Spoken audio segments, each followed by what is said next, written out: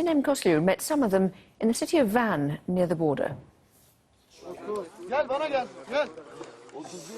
These 76 Afghan boys were caught by Turkish soldiers trying to cross the border from Iran into Turkey. They had walked for weeks, relying on smugglers to take them across the rugged mountain terrain.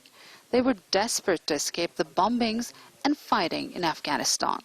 They now face being deported to Iran, but they have no regrets, and they say they'd do it all again if they had a chance of reaching Turkey's big cities and then maybe onto Europe. For those who managed to elude the Turkish forces on the border and the police in the city, it's time to move on.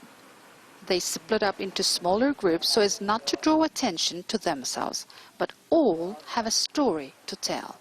I left college and came here. If I stayed, I had to join the war. Then my parents said I should leave the country. The Taliban recruits young men. You get killed. Most of these young Afghans have been conned by the smugglers they paid to help them leave Afghanistan, and now they have no money left.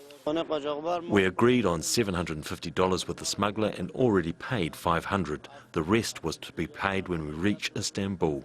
But I had no more money, so they left me on the street.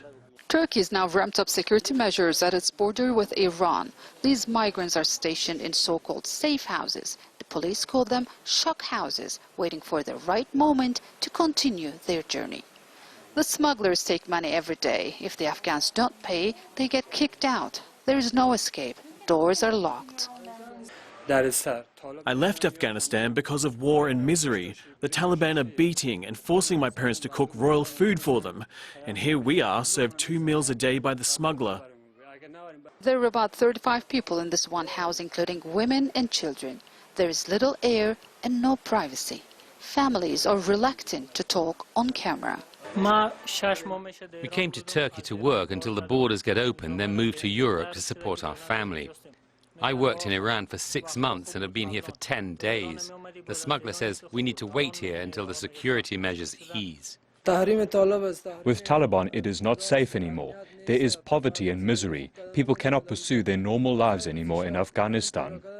Last year, 61 asylum seekers on board a fishing boat died after their boat capsized in Lake Van.